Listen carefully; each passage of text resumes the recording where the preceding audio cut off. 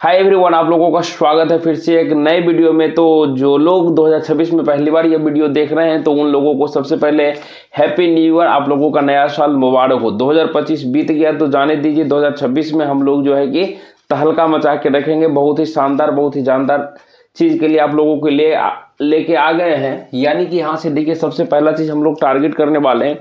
सारा चीज आपको बताएंगे धीरे धीरे। सबसे पहला चीज हम लोगों का टारगेट जो होना है ALP 2026, चाहे आप जेई का एग्जाम दीजिए, DRDO का, यहाँ जहाँ पे जनरल साइंस पूछा जाता है सारे में काम आएगा।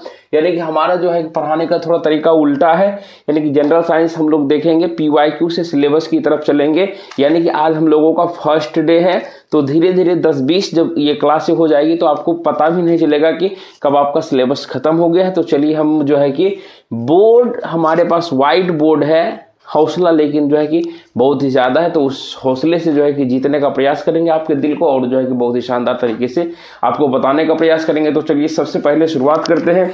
यानी कि पर जो है कि आपका सेट में जो है कि कम से कम 20 साइंस के क्वेश्चन है, और जिसमें कि फिजिक्स, केमिस्ट्री और बायोलॉजी है। सारे को जो है कि हम लोग डील करने का प्रयास करेंगे। सबसे पहला एक नंबर अगर सवाल देखा जाए तो जहां पे लिखने का जरूरत पड़ेगा लिखेंगे, बाकी आपको यहाँ पर क्वेश्चन बोर्ड पे आप लोगों को दिख रहा होगा। तो देखिए, पहला क्वेश्चन लिखा हुआ है, एक उत्तल दर्पण जिसकी फोकल लंबाई f/u में है को एक दर्ब म्यू = 4/3 में डुबाया जाता है। दर्ब में फोकल की लंबाई क्या होगी? ऑप्शन ए दिया हुआ है 4/3f, बी में दिया हुआ है 3/4f, 3 में दिया हुआ 7/3f और 4 में दिया हुआ है f।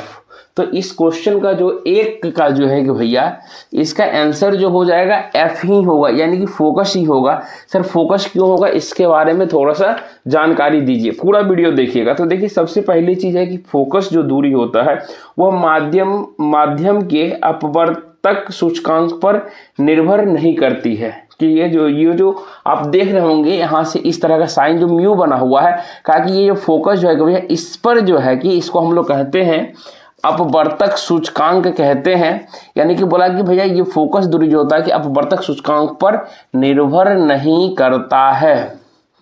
क्या हो गया? यह निर्भर नहीं करता है, इसलिए इसका आंसर क्या हो जाएगा? ऑप्शन नंबर 4 हो जाएगा। तो आप लोग समझ गए होंगे, जहां पे इलेबोरेट करना होगा करेंगे। अब देखिए दूसरा क्वेश्चन, यहाँ पे हम लोग क्वेश्चन आपको दिखेगा, लेकिन हम जो चल रहे हैं नंबरिंग उसको देखिएगा। दूसरा क्वेश्चन कह रहा है, नकारात्मक त्वरण निम्न में से किसकी दिशा के विपरीत होता है? ऑप्शन ए में दिया हुआ है वेग, वेलोसिटी, बी में दिया हुआ है फोर्स, बल, 3 में दिया हुआ दूरी, डिस्टेंस, 4 में दिया हुआ गति यानी कि मोमेंटम। यानी अब इसके बारे में देख लीजिए। यानी कि सबसे पहला चीज यहाँ भैया आ गया है त्वरण। त्वरण को इंग्लिश में हम लोग क्या कहते हैं? एक्सीलरेशन कहते हैं। एक्सीलरेशन को शॉर्ट फॉर्म में इससे लिखा जाता है। और एक्सीलरेशन बराबर आप लोग क्या जानते हैं यहाँ से सर? यानी कि त्वरण किसको कहते हैं? त्वरण कहते हैं विस्थापन, यानी कि विस्थापन बटे क्या हो गया? समय कह दीजिए। यानी कि विस्थापन बटे हम लोग क्या कह सकते हैं? समय। सॉरी, यहाँ दिक्कत होगी, सॉरी। यहाँ से त्वरण किसको कहते हैं? वेग में परिवर्तन की दर। यानी कि क्या हो गया भैया? वेग में परिवर्तन की दर अपॉन क्या हो जाता है? समय को हम लोग क्या कहते हैं? यहाँ से इसे हम लोग क्या कहते हैं? त्वरण कहते हैं। और एक फॉर्मूला भी आप लोग याद किए होंगे, ए एक्सीलरेशन को ऐसे डिनोट करते हैं, क्या होता है? v-u/t होता है। क्या होता है? v-u/t होता है। तो इसको भी ध्यान रखिएगा। और देखिए, एक्सीलरेशन नाम से पता चलता है एक्सीलरेट हो रहा है, मतलब कि आगे कंटिन्यू बढ़ रहा है, यानी कि पॉजिटिव डायरेक्शन में जा रहा है।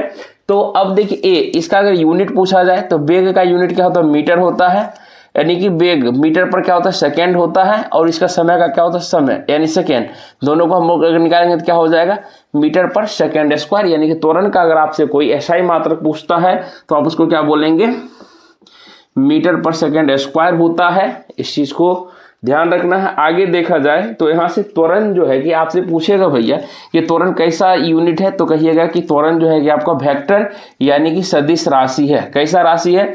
सदिश राशि है। सदिश बोले तो जिसमें हम लोगों का क्या होता है?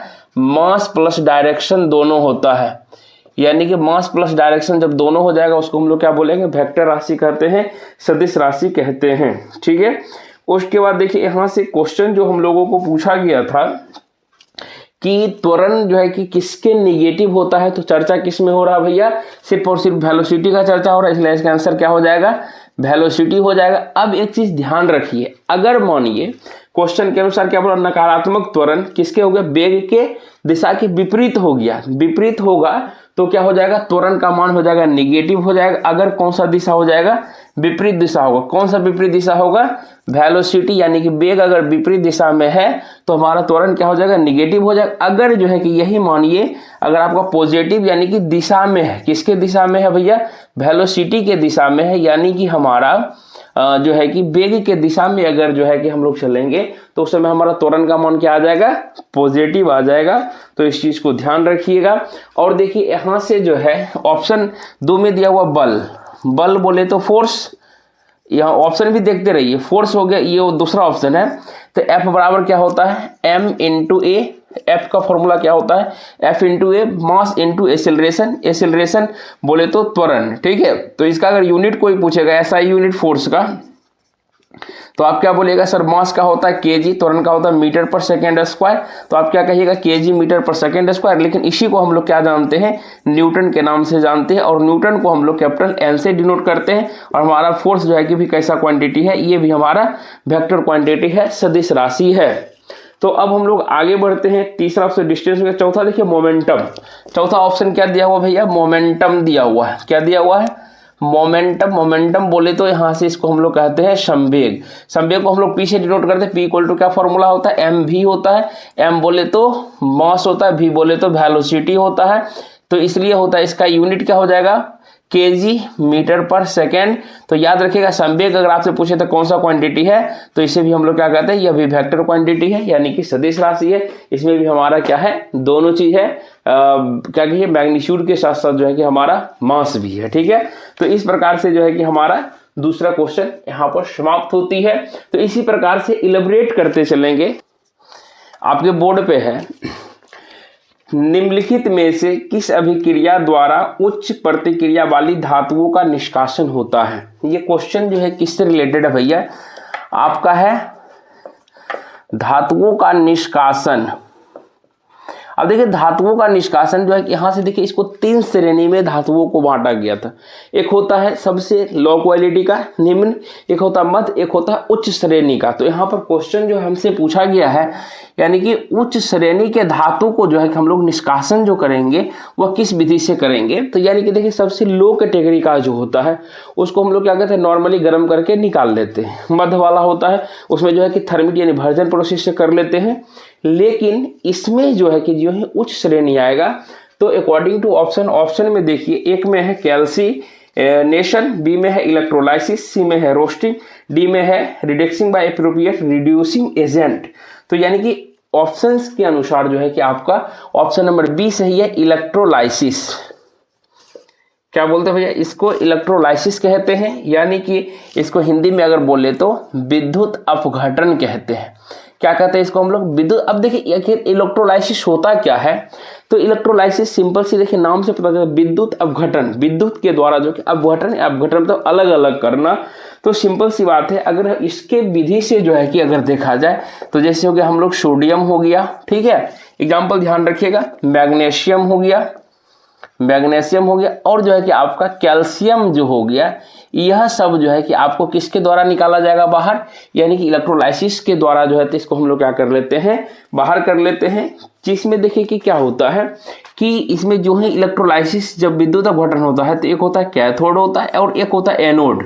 आप लोग जान रहे हैं कैथोड क्या होता है भैया, ऋण आवेशित होता है, ऋण आवेशित, जबकि कैथोड हमारा क्या होता है, ये होता है हमारा पॉजिटिव यानी कि धन आवेशित होता है। क्या होता है, पॉजिटिव यानी कि धन आवेशित होता है। तो इस चीज को ध्यान दीजिए, ये कैथोड एनोड, ये दोनों क्वेश्चन आपसे जरूर पूछा जाता है, इसको ध्यान दीजिएगा। तो उसके बाद आगे जो कहा जाता है, जैसे कि और एग्जाम्पल कहा जाए तो एक्चुअली में ध्यान दीजिएगा कि ये जो है कि धन आवेशित पर जो होता है कि हमारा ये, जैसे कि मानिए कि क्लोरीन जो है कि इस पर क्या होता है, जब विद्युत अपघटन होता है तो क्लोरीन जो है कि धन आवेशित पर आ जाता है। जैसे मानिए कि sodium chloride, magnesium chloride, calcium chloride से अगर हम लोग अलग करेंगे तो सोडियम क्या हो जाएगा, कैथोड पे चला जाएगा, क्लोराइड क्या होगा, एनोड पे चला जाएगा। मैग्नीशियम उसी तरीके से, कैल्शियम उसी तरीके से। जैसे माने कि एल्युमिनियम के ऑक्साइड से हमको अलग करना है एल्युमिनियम को, तो हम लोग भी क्या करेंगे, विद्युत यानी कि इलेक्ट्रोलाइसिस विधि से हम लोग इसको अलग करेंगे। ठीक है। और एक क्वेश्चन यहाँ से बहुत ही इंपॉर्टेंट आता है, सोडियम देखे हैं तो यहाँ से हमको याद आ गया है कि ये सब इंपॉर्टेंट में लिख लीजिएगा, इसलिए हम आपको बोले हैं क्या चीज कि सोडियम, यानी कि PYQ से हम लोग सिलेबस को कब कवर कर लेंगे पता ही नहीं चलेगा। आज पहला क्लास है, थोड़ा सा टाइमिंग दीजिए, समझिए, उसके बाद कंटिन्यू लगातार आगे बढ़ते जाएगा, गारंटी देते हैं कि आपका सिलेबस कवर हो जाएगा। ठीक है। तो सोडियम, और देखिए एक क्वेश्चन कहा जाता है आपको कि सोडियम और पोटेशियम को जो है कि किस में डुबो कर रखा जाता है, तो इसको जो है कि हम लोग किरोसिन तेल में डुबा कर रखते हैं। किस में रखते हैं, किरोसिन तेल में डुबा कर रखा जाता है। इसी को हम लोग क्या कहते हैं, मिट्टी तेल कहते हैं। क्यों, इसे खुला इसलिए नहीं छोड़ा जाता क्योंकि खुला में देखिएगा आग लग जाएगा। और एक चीज देखिएगा कि सोडियम जो है कि भैया पानी से जो है कि पानी से बहुत जल्दी क्या करता है, अभिक्रिया कर लेता है, यानी कि पानी में डालते हैं ये क्या करता है, फट आवाज यानी कि ब्लास्ट करना शुरू हो जाता है। तो इस चीज को ध्यान दीजिएगा, काफी इंपॉर्टेंट है। और एक चीज ध्यान दीजिएगा, आगे भी आएगा कि किस धातु को हम लोग सरलता से चाकू से काट सकते हैं, तो सरलता से चाकू से काटा जा सकने वाला, सरलता से चाकू से काट सकते हैं किसको, हम लोग सोडियम को काट सकते हैं। और किसको किसको काट सकते हैं, तो वो भी जो है कि आगे हम लोग चर्चा आपको करेंगे। उम्मीद है कि आगे क्वेश्चन आ जाएगा, तो वहाँ पर हम लोग जो है कि आगे कर ही देंगे। आ ही गया है लिथियम, सोडियम और पोटेशियम को, इसमें से लिथियम को लिख ही लीजिए।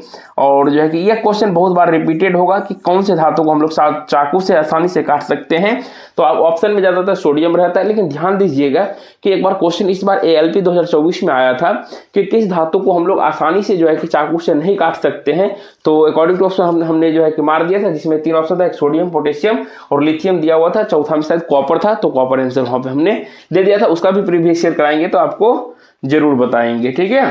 तो चलिए तीसरा क्वेश्चन हो गया है, अब आगे हम बढ़ने का समय आ गया है। इनमें से कौन सा एक सेप्रोट्रॉफ है, which of the following is a saprotroph. Option A में दिया हुआ कबूतर, बी में दिया हुआ कुकुरमुत्ता, सी में दिया हुआ शैवाल और 4 में दिया हुआ पुरुष। तो इसका आंसर क्या हो जाएगा, कुकुरमुत्ता हो जाएगा। याद रखिएगा मशरूम, यानी कि अगर हम लोग सेप्रोट्रॉफ ये सब के बारे में ज्यादा जानकारी लेंगे तो उस समय आपको हम बता देंगे, इसको सिर्फ यहीं पे याद रखिए, सेप्रोट्रॉफ। ठीक है। पांचवा जो है कि आपका क्वेश्चन है, पांचवा केमिस्ट्री से सवाल है, ऑक्टेट्स वर्गीकरण के न्यूलैंड्स लॉ में निम्नलिखित में से कौन सा अंतिम तत्व है। क्या बोला, अच्छे से क्वेश्चन को सुनिए। ऑक्टेट्स वर्गीकरण के न्यूलैंड्स लॉ में निम्नलिखित में से कौन सा अंतिम तत्व है। तो ध्यान रखिएगा, न्यूलैंड साहब जो है कि कौन से, न्यूलैंड का कौन सा रूल है, न्यूलैंड्स का आप लोग पढ़ते होंगे, न्यूलैंड्स का अष्टक सिद्धांत। क्या पढ़ते हैं हम लोग, न्यूलैंड्स का अष्टक सिद्धांत, इसको ध्यान रखिएगा। यानी न्यूलैंड साहब ने अष्टक सिद्धांत दिया हुआ था, न्यूटन ऑक्टेव्स रूल। ठीक है। और जो है कि यह न्यूटन जो ये जो लिखे थे वह किसके अनुसार लिखे थे, परमाणु भार के अनुसार जो है कि यह जो है कि अपना क्या दिए थे, यानी कि उसको हम लोग क्या कहते हैं, पीरियोडिक टेबल कहते हैं। ठीक है। और याद रखिएगा कि यह जब न्यूलैंड साहब जो बना रहे थे उस समय जो है कि सिर्फ और सिर्फ कितना तत्व जानकार था, 56 तत्व ही जानते थे हम लोग। और यह आरंभ कहाँ से हुआ था, हाइड्रोजन से आरंभ हुआ था, और खत्म कहाँ पे हो गया था भैया, यह थोरियम पे जाके खत्म हो गया था, TH यानी कि थोरियम पे जाके खत्म हो गया था। इस चीज को ध्यान रखिएगा, बहुत ही शानदार सवाल है। अब देखिए इससे रिलेटेड क्वेश्चन आता क्या है कि त्रिक नियम कौन दिए थे, ये त्रिक नियम, तो याद रखिएगा यहाँ पर जो है कि डॉबराइनर साहब जो है कि डॉबराइनर, ठीक है, डॉबराइनर का त्रिक नियम है, तो इसको याद रखिएगा, डॉबराइनर का त्रिक नियम हो गया। उसके बाद जो है कि अभी आपसे पूछा जाता है मॉडर्न पीरियोडिक टेबल के जन्मदाता किसको कहा जाता है, तो मोजले साहब कहिए, बहुत लोग मोसले कहते हैं, तो ध्यान रखिएगा, मोजले जो भी कहिए, यानी कि आधुनिक प्रयोग यानी कि मॉडर्न पीरियोडिक टेबल के जन्मदाता कहिए, जो भी कहिए उनको कहा जाता है। ठीक है। आगे बढ़ते हैं छठे क्वेश्चन की तरफ। छठा क्वेश्चन जो है कि भैया आया है आपका फिजिक्स से सवाल है, दिया गया है जब एक परिपथ में कई प्रतिरोध श्रृंखला में जुड़े हुए होते हैं तो करंट का मान क्या होता है। ठीक है। When a number of resistors are connected in series in a circuit the value of current, option एक में कहा जाता है आधा हो जाता है, बिकम्स हाफ, बी में कहा जाता है एक ही रहता है, रिमेन्स द सेम। सी में कहता है बढ़ता है, इंक्रीजेस। डी में कहता है कम होता है, डिक्रीजेस। तो याद रखिएगा कि जब हम लोग किसी भी, ठीक है, किसी भी रेसिस्टर को हम लोग क्या करेंगे, जब कनेक्टेड इन सीरीज अगर हम सीरीज में जोड़ते हैं तो करंट का मान जो होता है, करंट का मान क्या होता है भैया, सेम रहता है। यह ना ही इंक्रीज होता ना करंट का मान सेम होता। अब देखिए यहाँ से जो है हम लोग पढ़ेंगे प्रतिरोध का जो है कि श्रृंखलन, उसको हम लोग कितने तरीके से जोड़ते हैं, दो तरीके से। एक होता है हम लोग कि सीरीज में जोड़ते हैं, एक होता है हम लोग पैरेलल में जोड़ते हैं, ठीक है। तो ध्यान रखिएगा, अभी सीरीज का चर्चा हुआ तो हम ज़्यादा यहाँ पर डीपली नहीं, वहाँ पर जब टॉपिक वाइज बताएंगे वहाँ पे ज़्यादा डिस्कस करेंगे। तो देखिए कि यहाँ से सीरीज में अगर हम लोग जोड़ते हैं एक से ज़्यादा क्या कहिए रेसिस्टर को, तो RS बराबर क्या होता है, R1 plus R2 plus R3। इस चीज़ को फॉर्मूला को याद रखिए, इससे न्यूमेरिकल रहता है। और जो है पैरेलल वाला बात आता है तो इसको हम लोग 1/RP लिखते हैं, यानी कि 1/R1 plus 1/R2 plus 1/R3। इस तरीके से हम लोग क्या कहते हैं पैरेलल वाले इसको याद रखते हैं। ये दोनों फॉर्मूला याद रखिएगा, दोनों से न्यूमेरिकल हमेशा एग्जाम में आते रहता है। और जो है कि इस तरीके से जो है कि बहुत ही शानदार क्वेश्चन। तो इसका देखिए इलेबोरेशन क्या करते हैं, कहा गया कि प्रतिरोधों को जब हम लोग श्रेणी क्रम संयोजन में परिपथ में जब जोड़ते हैं तो परिपथ के हर भाग में विद्युत धारा क्या होता है, समान होता है। इसलिए कहा गया है कि प्रत्येक प्रतिरोध से जो है कि हमारा समान विद्युत धारा प्रवाहित होगी। इस प्रकार से देखा जाए तो 6 क्वेश्चन हम लोगों का कंप्लीट हो चुका है। 7वां क्वेश्चन देखते हैं, चाहे टाइम जो लग जाए, एक दिन में जो है कि हम लोग क्या करेंगे, प्रीवियस ईयर को सॉल्व करने का प्रयास करेंगे, ठीक है। तो 7वां देखिए क्वेश्चन, जो अभी तुरंत हमने आपको चर्चा किया था, सेम टू सेम क्वेश्चन दिया गया है। क्वेश्चन को ध्यान से पढ़िए आप लोग। उस धातु का नाम बताइए जिसे आसानी से चाकू से काटा जा सकता है। ऑप्शन ए में दिया हुआ है तांबा, बी में दिया हुआ सोडियम, सी में दिया हुआ सोना और डी में दिया हुआ एल्युमिनियम। तो अभी तुरंत हम पीछे बताए थे कि सोडियम को हम लोग आसानी से चाकू से काट सकते हैं, कहीं कोई दिक्कतें नहीं है। लेकिन 2 और हम एक्स्ट्रा बताए थे, यानी कि याद रखिएगा यह सब कौन सा धातु है, इसे हम लोग एल्कली मेटल यानी कि क्षारीय धातु कहते हैं, जिसके अंतर्गत कौन कौन से आ जाते हैं, सोडियम आ जाता है, लिथियम आ जाता है और जो है कि हमारा पोटेशियम आ जाता है। ये तीनों को हम लोग क्या कर सकते हैं, आसानी से चाकू से काट सकते हैं। सोडियम को हम लोग Na से डिनोट करते हैं, लिथियम को Li से और पोटेशियम को K से डिनोट करते हैं। सिंबल भी याद रखिएगा, ठीक है। आगे बढ़ा जाए तो 7वां क्वेश्चन हो चुका है। 8वां सवाल की ओर तरफ बढ़ते हैं। आज फर्स्ट डे है, थोड़ा सा जो है कि ये है, फिर बाकी बात नॉर्मल हो जाएगा, धीरे धीरे आदत बन जाएगा, ठीक है। 8वां सवाल केमिस्ट्री से है। पानी को ब्लीचिंग पाउडर में मिलाने पर कौन सी गैस निकलती है। ऑप्शन ए में दिया हुआ कार्बन डाइऑक्साइड, बी में दिया हुआ ऑक्सीजन, सी में दिया हुआ क्लोरीन और डी में दिया हुआ हाइड्रोजन। तो इसका आंसर क्या हो जाएगा, क्लोरीन हो जाएगा।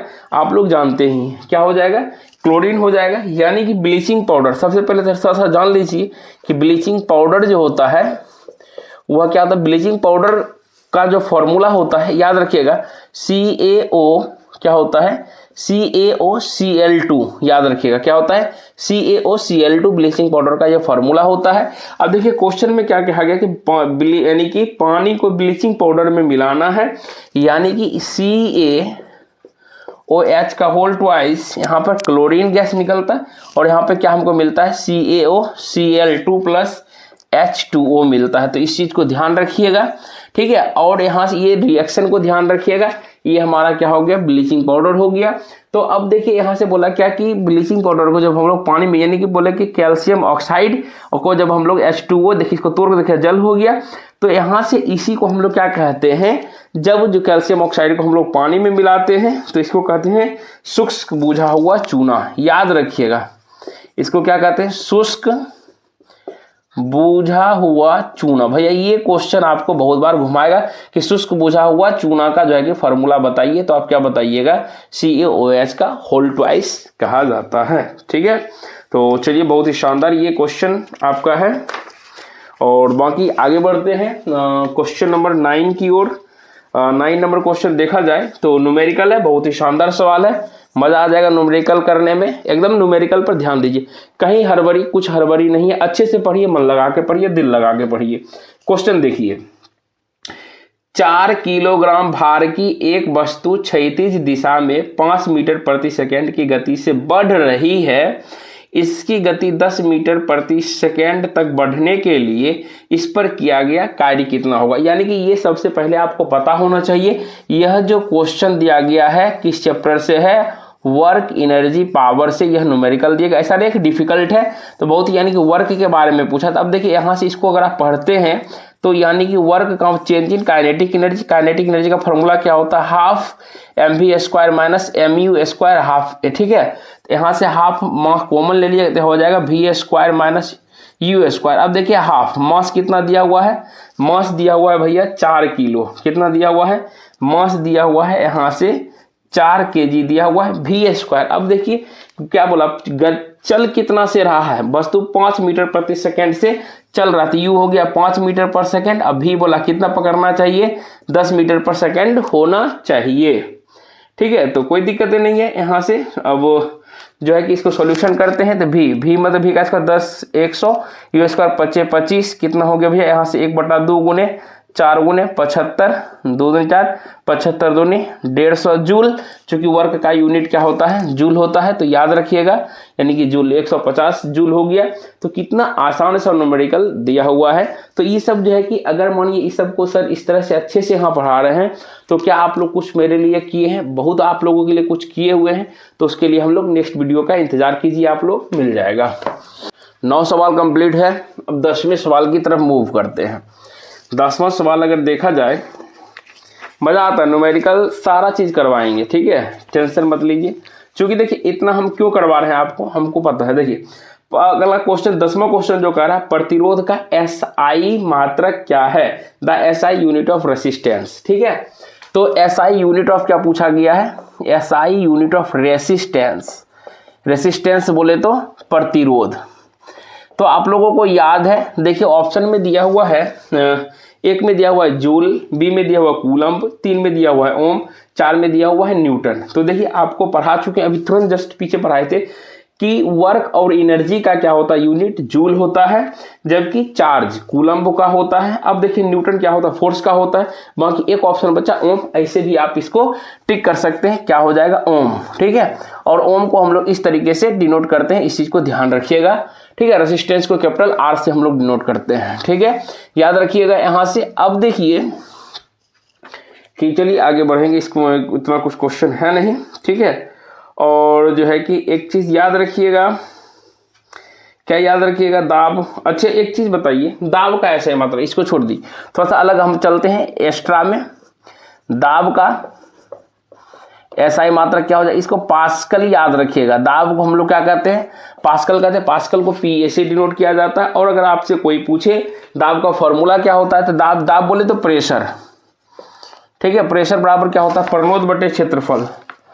क्या होता है, परनोद बटे क्षेत्रफल। यानी कि इसे हम लोग अगर P बराबर कहा जाए तो सीधा सीधी F/A कहते हैं, लेकिन ये वाला ऑप्शन में आपको देखने के लिए मिल जाएगा, ठीक है। तो फोर्स का यूनिट क्या होता है, न्यूटन पर मीटर स्क्वायर। अगर कोई पूछे SI यूनिट क्या होता है, क्या बोलिएगा, यहाँ से हम लोग न्यूटन पर मीटर स्क्वायर कह सकते हैं, कहीं भी कोई खोखी वाली बात नहीं है। इसका रिलेशन वगैरह भी आगे पढ़ाएंगे, आज पहला वीडियो है, देखिए मजा से अच्छे तरीके से, ठीक है, समझिए।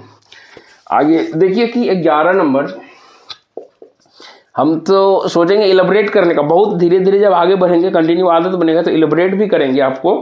तो एक क्वेश्चन देखा जाए, सर्च लाइट का परावर्तक सतह जो है, परावर्तक कौन सा होता है, the reflector of A search light is, ठीक है। तो ऑप्शन ए में दिया हुआ समतल दर्पण, बी में दिया हुआ अवतल दर्पण कॉनकेव मिरर, बी में दिया हुआ बेलनाकार दर्पण, और 4 में दिया हुआ उत्तल दर्पण। तो इसका देखिए परावर्तक सतह के लिए सर्च लाइट में जो यूज होता है, सिंपल सी भाषा में अवतल दर्पण होता है। क्या होता है, इसका आंसर क्या हो जाएगा, अवतल दर्पण। याद रखिएगा, अवतल बोले तो कॉनकेव मिरर, क्या हो जाएगा, कॉनकेव मिरर हो जाएगा। अब देखिए कॉनकेव मिरर जो है, अच्छा, ये होता है कॉनकेव मिरर में एक्चुअली में होता क्या है, एक्चुअली में होता क्या है, इसमें जो प्रतिबिंब बनता है भैया वह बड़ा बनता है। सिंपल सी बात में याद रखिएगा, बड़ा बनता है। जैसे कि आप सैलून में जाते हैं, जिसे हम लोग शेविंग मिरर के रूप में भी कहते हैं, ठीक है। अवतल दर्पण क्या होता है, यहाँ से वो लोग को एक्चुअली में रखना चाहिए अवतल दर्पण, ठीक है। तो छोटा छोटा चीज बड़ा दिखता है। जैसे दांत वाले डॉक्टर के पास जाइएगा तो उसके पास भी जो होता है कौन सा दर्पण होता है, अवतल दर्पण वहां पर होता है। तो याद रखिएगा, यानी कि अवतल दर्पण का प्रयोग कहाँ कहाँ होता है। तो अभी आपने देखा कि सर्च लाइट में क्या हो गया, सर्च लाइट बोले तो सर्च लाइट का हिंदी क्या हो गया भैया, यहाँ से हो गया सर्च लाइट ही होता है, ठीक है। उसके बाद देखिए एक आगे जो है टॉर्च में होता है, TORCH, टॉर्च में देखते होंगे कि इस तरह से जो है, इस तरह से यहाँ पर देखते उज्जर उज्जर यहाँ बॉल लगा रहता था पहले, ये वाला उज्जर उज्जर टाइप जो देखते थे वही हो गया आपका अवतल दर्पण वाला, ठीक है। उसके बाद हो गया भैया वाहनों के अग्रदीप, यानी कि वाहनों के अग्रदीप बोले तो हिंदी में अग्रदीप इसको कहते हैं हेडलाइट। सिंपल सी बात जानिए, इंग्लिश में क्या कहते हैं, हेडलाइट कहते हैं। यानी कि वाहनों के हेडलाइट में जो है कि आपको किसका प्रयोग किया जाता है, इसकी का प्रयोग किया जाता है। उसके बाद अगर आप जाते हैं शेविंग मिरर, शेविंग दर्पण मैंने दाढ़ी बनाने वाला हो गया, सैलून में हो गया। उसके बाद एक आपको होता है दंत विशेषज्ञ, दंत विशेषज्ञ बोले तो भैया डेंटिस्ट जो है कि किस दर्पण का उपयोग करते हैं, इसी अवतल दर्पण का प्रयोग करते हैं। और आगे आपके पास आ जाता है सौर भट्ठी, सौर भट्ठी बोले तो सौर भट्ठी वाले में जो है कि खाना वगैरह जो पकता है उसमें जो है कि हम लोग क्या करते हैं अवतल दर्पण का प्रयोग। देखिएगा इस तरह से जो है कि इस तरह से रहता है और परावर्तक सतह यहाँ पर ऐसे करके रहता है, यानी कि अंदर में लगाया हुआ रहता है और यहाँ से उधर से लाइट जो पड़ता है जो है कि उसके बाद वहाँ से एक जगह पॉइंट पर हिट करता है, जिसकी वजह से खाना पकता है, ठीक है। ये सब चीज़ हो गया। बीटेक में भी इस पे हम लोग वर्क किए हुए थे, जो हमारा दोस्त किया हुआ था, ठीक है। तो अब देखिए यहाँ से जो है एक चीज़ ध्यान रखिएगा कि अगर आपसे पूछे कि अवतल दर्पण क्या होता है, उत्तल दर्पण क्या होता है, इसका डिफिनेशन कभी कभी आपसे पूछ देता है। तो उत्तल दर्पण किसको कहते हैं, उत्तल दर्पण कहते हैं परावर्तक पृष्ठ जो है कि अंदर की ओर अर्थात गोले के केंद्र की ओर वक्रित हो, वह अवतल दर्पण कहलाता है। अगर हमारा परावर्तक सतह जो है बाहर की ओर वक्रित होगा तो उसे हम लोग क्या बोलेंगे, उत्तल दर्पण कहते हैं, ठीक है। याद रखिएगा, और याद रखिएगा हमेशा कि उत्तल दर्पण, थोड़ा सा चलिए बढ़ा देते हैं यहाँ से आपको, ये सब एक्स्ट्रा पॉइंट हो गया। उत्तल दर्पण को हम लोग क्या कहते हैं, कॉन्वेक्स मिरर कहते हैं। याद रखिएगा क्या कहते हैं, कॉन्वेक्स में। और इसमें याद रखिएगा हमेशा जो है कि भैया छोटा प्रतिबिंब कैसा बनता है, छोटा बनता है। और इसका जो प्रयोग है हम लोग क्या करते हैं, पश्च दृश्य देखने के लिए करते हैं। पश्च दृश्य देखने मतलब हो गया साइड मिरर के रूप में करते हैं। पीछे का दृश्य को देखने के लिए हम लोग क्या करते हैं, उत्तल दर्पण का प्रयोग करते हैं। इस चीज को ध्यान रखिएगा, बहुत अच्छे तरीके से ध्यान रखिएगा, ये क्वेश्चन आता है। और एक चीज पूछा जाता है भैया समतल दर्पण, समतल दर्पण बोले तो इसको हम लोग कहते हैं प्लेन मिरर। क्या कहते हैं इसको हम लोग, प्लेन मिरर कहते हैं। प्लेन मिरर का मतलब हो गया यानी कि इसमें जो हमारा प्रतिबिंब बनेगा वह क्या बनेगा भैया, बराबर बनेगा, वस्तु के बराबर बनेगा। जितना मतलब मिरर यहाँ है, अगर आप यहाँ खड़ा हैं तो इसका जो है कि प्रतिबिंब जो बनेगा मिरर के पीछे ही आपको दिखाई देगा, लेकिन जितना दूर आप आगे रहिएगा उतना दिन प्रतिबिंब का भी यहाँ पर क्या हो जाएगा, पीछे में उतना दूर बना हुआ रहेगा, यानी कि आपके साइज का बराबर बना हुआ रहेगा, ठीक है। और याद रखिएगा समतल दर्पण में जो परावर्तन होता है वह पार्श्व परावर्तन होता है। कैसा होता है, लेटरल इन्वर्जन होता है। इसको हम लोग क्या कहते हैं, इंग्लिश में लेटरल इन्वर्जन कहते हैं। एकदम याद रखिएगा, लेटरल इन्वर्जन कहते हैं, ठीक है। लेकिन उत्तल दर्पण यानी कि अगर पूछेगा कि भैया आखिर मिरर में एक्चुअली में मिरर संबंधित किससे है, मिरर इज रिलेटेड, तो याद रखिएगा इसको, इसका आंसर हो जाएगा परावर्तन, यानी कि रिफ्लेक्शन से रिलेटेड है। याद रखिएगा। अगर आपसे पूछे कि लेंस किससे रिलेटेड है तो बताइएगा लेंस जो है कि हमारा वह क्या कहिए, रिफ्रैक्शन, यानी चूंकि हम लेंस के आर पार देख सकते हैं, इसका प्रयोग हम लोग मुंह वगैरह देखने के लिए उपयोग करते हैं, ठीक है। याद रखिएगा ये पार्श्व जो है कि परावर्तन समतल दर्पण में होता है।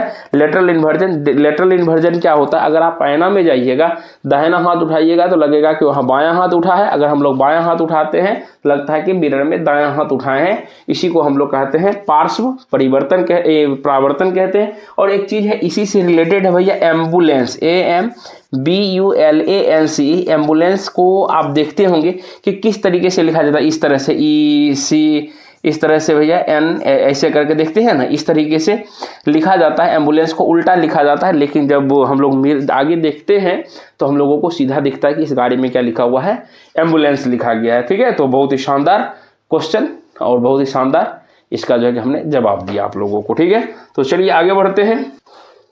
92 नंबर क्वेश्चन देखिए लगा हुआ है, रिक्त स्थान में सबसे उपयुक्त विकल्प को भरे। वे पौधे जिनमें पौधे के विभिन्न भाग उपस्थित नहीं होते हैं वे डैश समूह से संबंधित होते हैं। ऑप्शन ए में है टेरिडोफाइटा, बी में है फेनार्गेंस, सी में है थैलोफाइटा, डी में है ब्रायोफाइटा। तो इसका सही आंसर क्या हो जाएगा, थैलोफाइटा। क्या हो जाएगा इसका आंसर, थैलोफाइटा। अब देखिए थैलोफाइटा जो है कि एक्चुअली में क्या होता है, इसमें जो है कि किसी भी प्रकार का जो है कि यहाँ पर इसका कोई भी भाग निकला हुआ नहीं होता है। ठीक है, तो इसे हम लोग सामान्यतः थैलोफाइटा को शैवाल भी कहते हैं। क्या कहा जाता है इसको, शैवाल भी कहा जाता है।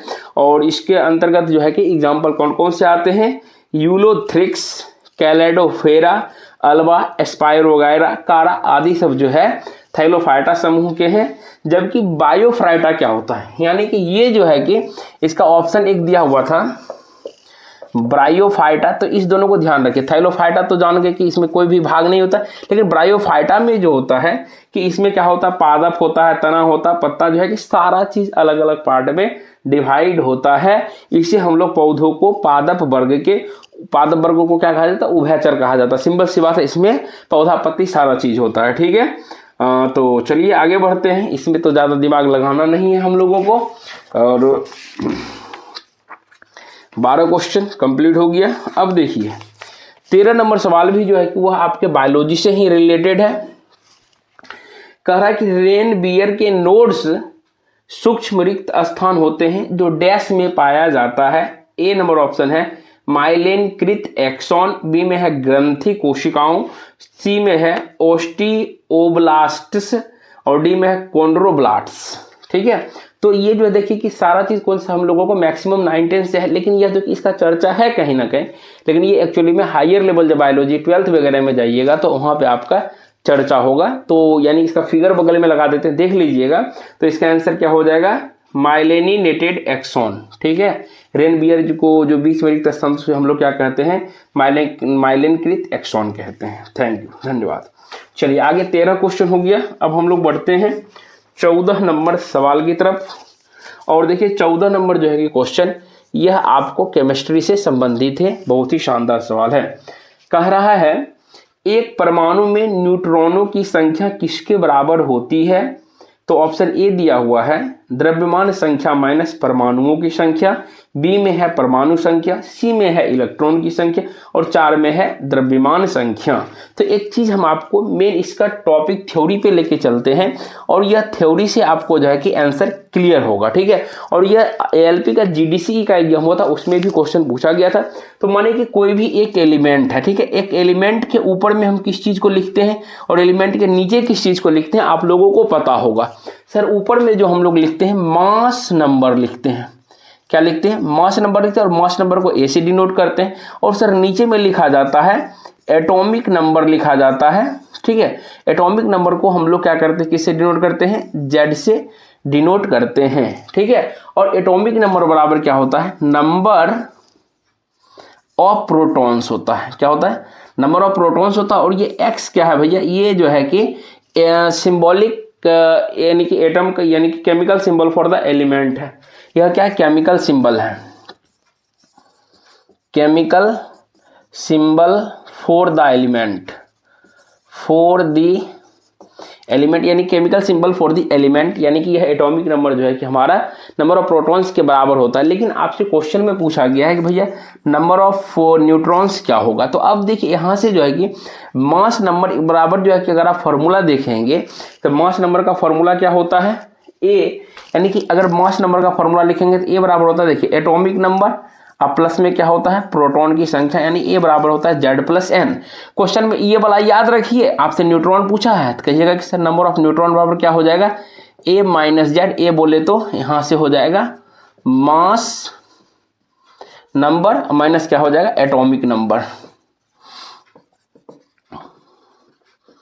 इससे क्वेश्चन आपके एग्जाम में न्यूमेरिकल भी आते हैं। तो इसका देखिए अकॉर्डिंग टू ऑप्शन जो है कि भैया ए नंबर आपका सही दिया गया है। ठीक है, तो इस चीज़ को ध्यान रखिएगा। यहाँ से कभी कभी आपको जो है कि नंबर ऑफ प्रोटॉन्स भी निकालने के लिए देता है या न्यूट्रॉन भी निकालने के लिए दे देता है, तो याद रखिएगा। ठीक है, और एक चीज़ है कि परमाणु के नाभिक में क्या क्या होता है, प्रोटॉन और न्यूट्रॉन होता है, और परमाणु के नाभिक के चारों ओर कौन सा चक्कर लगाता है, तो इलेक्ट्रॉन चक्कर लगाता है। ठीक है, और देखिए इलेक्ट्रॉन पर क्या, ये एक्स्ट्रा पढ़ा रहे हैं आपको। ठीक है, एक्स्ट्रा इलेक्ट्रॉन पे क्या होता है, निगेटिव चार्ज होता है, प्रोटॉन पे पॉजिटिव चार्ज होता है, न्यूट्रॉन क्या होता है हमारा, उदासीन होता है, याद रखिएगा। ठीक है, ये चीज तीनों चीज को याद रखिएगा, आगे इसी पर टॉपिक पे हम लोग चर्चा करेंगे। तो इस तरीके से हमारा 14 क्वेश्चन कंप्लीट होता है। चलिए 15वां सवाल जो है कि भैया यह भी आपका बायोलॉजी से ही रिलेटेड है, बायोलॉजी से है।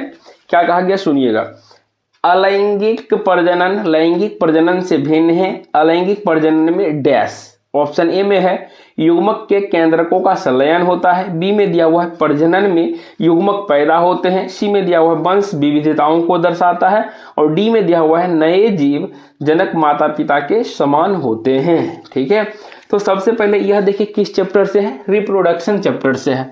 किस यानी कि जीव जनन कैसे करते हैं, तो ये चैप्टर से है, इसको ध्यान रखिएगा। अब देखिए चर्चा किया गया है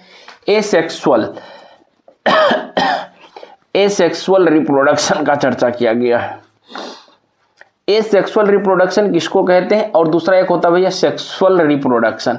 देखिए एक चीज अगर आप ध्यान रखिएगा ना तो तुरंत आंसर बता। देखिए सेक्सुअल बोले तो 2 आदमी लगेगा। ठीक है, देखिए ये वर्ड जो है कि आपसे इससे अनभिज्ञ नहीं है, परिचित है। सेक्सुअल यानी कि सेक्सुअल में क्या हो जाएगा कि नए जीव की संतति को उत्पन्न करने के लिए 2 चीज, एक क्या हो जाएगा भैया मिलन होगा, एक पार्टनर क्या होगा मेल होगा, दूसरा क्या हो जाएगा भैया फीमेल होगा। मेल पार्टनर और फीमेल पार्टनर का मिलन होगा, तो वो हम लोग क्या कहते हैं, उसको हम लोग सेक्सुअल रिप्रोडक्शन कहते हैं। ठीक है, और जिसमें कि जो है कि जो आपको क्या कहते हैं नया चीज उत्पन्न होगा। अब देखिए एसेक्सुअल रिप्रोडक्शन में होता है सिर्फ और सिर्फ जो है कि एसेक्सुअल में कोई भी एक पार्ट हो जाएगा, एकल व्यष्टि होगा, एकल एगो होगा तो भी काम चल जाएगा। तो इसलिए इसका ऑप्शन जो हो जाएगा क्या हो जाएगा, केवल एक संतति होता है जिसके लिए अलैंगिक प्रजनन में क्या हो जाएगा, नए जीव का जनक जो हो जाएगा उसके माता पिता के समान होते हैं। तो इस प्रकार से आपका क्या कहिए 15 भी क्लियर हो गया। 16 देखिए इस सब पर जो है ना कि डीपली जब पढ़ेंगे ना सेक्सुअल रिप्रोडक्शन क्या होता है, सेक्सुअल क्या होता है, उसमें और ज़्यादा समझ में आएगा। ठीक है, अभी क्वेश्चन करवा रहे हैं, क्वेश्चन के अकॉर्डिंग आपको रिलीवेंट करवाते हैं, इन्हें 360 डिग्री घुमाते हैं ताकि आपको लगे नहीं कि सिर्फ और सिर्फ हमने 20 क्वेश्चन किया। यहाँ पर आपको पढ़ने के बाद लगेगा अच्छा अच्छा सारा चैप्टर आपके दिमाग में घूमने लगेगा, और जो है कि जब बहुत सारा वीडियो हो जाएगा तो आपको मजा आ जाएगा। तो चलिए आप देखिए कि 50 यानी 16 क्वेश्चन जो है कि भैया केमिस्ट्री से है, और ये क्वेश्चन जो है कि NH4 का होल्ट वाइज और SO4 के एक अणु में कितने परमाणु होते हैं। क्वेश्चन सुनिए, बोला कि NH4 का होल्ट वाइज SO4 के एक अणु में कितने परमाणु होते हैं। How many atoms are present in NH4 का होल्ट वाइज SO4 मॉलिक्यूल। ठीक है, ऑप्शन ए में दिया हुआ 15, बी में दिया हुआ 14, सी में दिया हुआ 12 और डी में दिया हुआ 13। तो देखिए यहाँ से सिंपल सी बात है, आपको परमाणु निकालना है तो क्या करते हैं, देखिए ये n को 2 से गुना है तो 2 हो गया, हाइड्रोजन का कितना होगा 4 दूनी 8 हो गया, SO4। अब देखिए ये जो है SO4 तो S क्या योग है, S योग है सर, ऑक्सीजन क्या है 4 योग है। लेकिन एक चीज देखिए हम कहीं गलती नहीं किए हैं, N 2 हो गया, ठीक है 8 4 12 2 14 एक कितना हो गया 15 हो गया, सब तो तोड़ ही दिए अच्छे से, काम खत्म है, कितना हो गया 15 हो गया। ठीक है, तो ऑप्शन नंबर 1 आपका सही है। तो चलिए जल्द से आगे बढ़ते हैं 17 नंबर की तरफ। चलिए बिल्कुल 17 नंबर आपका जो है कि भैया यह फिजिक्स से क्वेश्चन रिलेटेड है। फिजिक्स में देखिए क्या कहा गया है कि संवेग को किसके गुणनफल के रूप में व्यक्त किया जाता है, यानी कि मोमेंटम, जिसका हमने चर्चा आपको कर भी दिया था। मोमेंटम बोले तो संवेग, आपको याद होना चाहिए सर, आपने बोला था पी को m गुना भी यानी कि बस इंटू वेलोसिटी से इसको हम लोग डिनोट करते हैं, और इसका हमने यूनिट आपको भी बता दिया था, वेलोसिटी लग दिया अच्छे से, वेलोसिटी। ठीक है, और मास इंटू वेलोसिटी हो गया इसका यूनिट हमने बताया था केजी मीटर पर सेकेंड बताया था। और यह कैसा क्वांटिटी है भैया, यह आपका वेक्टर क्वांटिटी है। तो इस पर हमने पहले से चर्चा कर लिया। तो अकॉर्डिंग टू ऑप्शन अगर आप देखते हैं तो ऑप्शन नंबर 3 में दिया हुआ द्रव्यमान और वेग का गुना है। अगर आप देखिएगा यहाँ पर एक में बोला कि द्रव्यमान और त्वरण, यानी कि मास गुना ये किसका होता है भैया, यह फोर्स का होता है। आप लोग खुद जानते हैं न्यूटन के द्वितीय गति नियम से यह प्राप्त होता है। न्यूटन के प्रथम गति नियम से क्या होता है, बल की परिभाषा मिलती है, याद रखिएगा। यह जो है कि F बराबर m एक किससे प्राप्त हुआ, द्वितीय गति से, ठीक है। अब प्रथम गति से क्या होता है, प्रथम गति से जो है कि फोर्स की भाषा, फोर्स की परिभाषा आपको प्राप्त चलता है। ये क्वेश्चन आपसे पूछा जाता है कि न्यूटन के किस गति नियम से बल की परिभाषा निकलती है, तो बताइएगा कि प्रथम गति नियम से। अगर पूछता है कि F बराबर m में जो आप व्यंजक प्राप्त करते हैं फोर्स का, वह न्यूटन के किस गति नियम से होता है, तो बताइएगा द्वितीय गति नियम से होता है। और न्यूटन का तृतीय गति नियम क्या है, न्यूटन का तृतीय गति नियम है जितना हम लोग आगे जाएंगे उतना हमको पीछे भी जाना पड़ेगा। जैसे मानिए कि नाव से अगर हम लोग आगे कूदते हैं, हम किनारे जाते हैं, नाव पीछे की ओर हट जाता है, ठीक है। इस चीज को ध्यान दीजिएगा। और याद रखिएगा न्यूटन के तृतीय गति नियम से जो क्वेश्चन आता है, कहता है कि वह जो बल लगता है वह कितने वस्तु पर होता है, तो याद रखिएगा न्यूटन का जो बल लगता है वह 2 वस्तु पर होता है। जैसे मानिए हम जो है कि बोर्ड पे धक्का लगा रहे हैं, तो बोर्ड भी हम पर धक्का लगा रहा, एक हम हुए एक बोर्ड हुआ। इस क्वेश्चन को ध्यान रखिएगा, ये क्वेश्चन हमेशा एग्जाम में छपा है और बच्चे लोग गलती करते हैं, ठीक। 18 नंबर क्वेश्चन देखिए, कह रहा है कि मेंडलीव की आवर्त सारणी में तत्वों के गुणों को उनके डैश का आवधिक स्वभाव माना जाता है। ऑप्शन ए में है परमाणु संख्या, बी में है परमाणु द्रव्यमान, 3 में है आयनीकरण इथैल्पी और 4 में है परमाणु के आकार। तो सिंपल सी बात है कि अभी देखिए हम लोग जो मॉडर्न वाले पढ़ते हैं, मॉडर्न का जो है कि सिर्फ और सिर्फ एटॉमिक नंबर पर आधारित है, ठीक है। बाकी जो है कि मेंडलीव साहब का जो ये आपका पीरियोडिक टेबल था वह किस पर आधारित था, परमाणु द्रव्यमान पर आधारित था। याद रखिएगा डॉबराइनर कौन नियम दिए थे, ट्रियर यानी कि त्रिक नियम दिए थे, न्यूलैंड क्या दिए थे, अष्टक नियम दिए थे। आधुनिक आवर्त सारणी कौन दिए हैं, मोजले साहब दिए हैं, ठीक है। तो इस प्रकार हम लोग चलते हैं 19 क्वेश्चन नंबर 19, बहुत ही इंपॉर्टेंट सवाल है। 19 क्वेश्चन देखा जाए तो कह रहा है निम्नलिखित में से कौन सा अम्ल लाल चींटियों में उपस्थित होता है। ए में है मैलिक अम्ल, बी में है ऑक्जेलिक अम्ल, सी में है फॉर्मिक अम्ल, डी में है टैनिक अम्ल। तो इसका आंसर क्या हो जाएगा, लाल चींटी जो काटता है उसमें भैया होता है फॉर्मिक अम्ल। कौन सा होता है, लाल चींटी जो आपको काटेगा, यानी कि लाल चींटियों में जो हो जाएगा वो भैया होगा आपका फॉर्मिक अम्ल, ठीक है। फॉर्मिक एसिड होता है, फॉर्मिक एसिड बोलिए इसको, और फॉर्मिक एसिड का फॉर्मूला होता है HCOOH, ठीक है। फॉर्मूला याद रखिएगा। और उसके बाद देखिए यहाँ से हम कुछ जानकारी और देना चाहेंगे आप लोगों को। विनेगर में कौन सा एसिड होता है, याद रख लीजिएगा, बहुत ही इंपॉर्टेंट है, ये सब क्वेश्चन आता है। विनेगर बोले तो सिरका, सिरका में होता भैया एसिटिक एसिड। क्या होता है, एसिटिक एसिड, यानी कि एसिटिक अम्ल होता है। इसका फॉर्मूला होता है CH3COOH, इसको भी ध्यान रखिएगा। विनेगर में एसिटिक अम्ल होता है। सिट्रस फ्रूट यानी कि खट्टा फल, जैसे नारंगी हो गया, संतरा हो गया, इस सब में कौन सा अम्ल हो जाएगा, सिट्रिक अम्ल पाया जाता है। कर्ड दही में क्या होता है, लैक्टिक एसिड होता है। जबकि आंवला हो गया, सिट्रस फ्रूट, इसमें क्या होता है, एस्कॉर्बिक एसिड होता है, यानी कि जिसमें हम लोग विटामिन सी कहते हैं। और विटामिन सी की कमी से कौन सी बीमारी होती है, विटामिन सी की कमी से अस्कर्बी बीमारी होती है। जैसे हो गया, अब बोलता है कि टर्मरिड यानी कि अंगूर इमली, अंगूर या अनराइप मैंगोस, कच्चा आम में जो है कि कौन सा एसिड होता है, टार्ट्रिक एसिड होता है, याद रखिएगा। लाइम वाटर, ठीक है, उसमें क्या होता है, कैल्शियम हाइड्रोक्साइड होता है। The most commonly use natural indicator is litmus, it is extracted from lichen, जो कि पर्पल होता है, ठीक है। तो ये सारा चीज आगे हम लोग डिस्कस करते हैं। तो ये सभी चीज इंपॉर्टेंट पॉइंट हो गया। और कहीं ना कहीं जो है कि अब हम लोग लास्ट क्वेश्चन यानी कि 20 नंबर क्वेश्चन पे चलेंगे।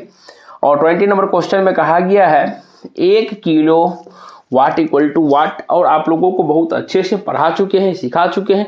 1 किलो वाट घंटा बराबर, जिन लोगों को याद होगा वह तुरंत टिक कर देंगे सर 3.6 × 10⁻⁴ 6 जूल, यानी ये आंसर टिक कर देंगे हम, चूंकि ऑप्शन देख रहे थे कि कहीं अलग तो 5 वाला तो नहीं दिया है, ठीक है। तो अब देखिए इसको हम लोग, यानी कि ये किलो वाट आवर को हम लोग क्या कहते हैं, यह जो है कि भैया विद्युत ऊर्जा का व्यावसायिक मात्रक है। क्या है, यह जो है कि विद्युत ऊर्जा का कॉमर्शियल यूनिट कहिए, या इसे हम लोग कहते हैं व्यावसायिक मात्रक हो गया। तो इसे हम लोग 1 किलोवाट घंटा को हम लोग, इसको हम लोग यूनिट भी कहते हैं, 1 यूनिट कहते हैं।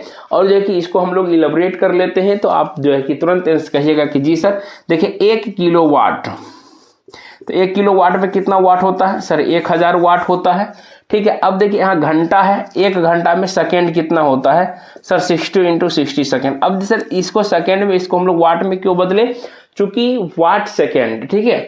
तो अब देखिए यहाँ से जो है कि 1 किलोवाट यानी कि 1000 गुने क्या हो जाएगा 60 × 60, तो देखिए 6 छक्के 36, 1 2 3 4 5 सर 36 × 10⁵ जूल, ये भी कह सकते हैं, बिल्कुल सही है।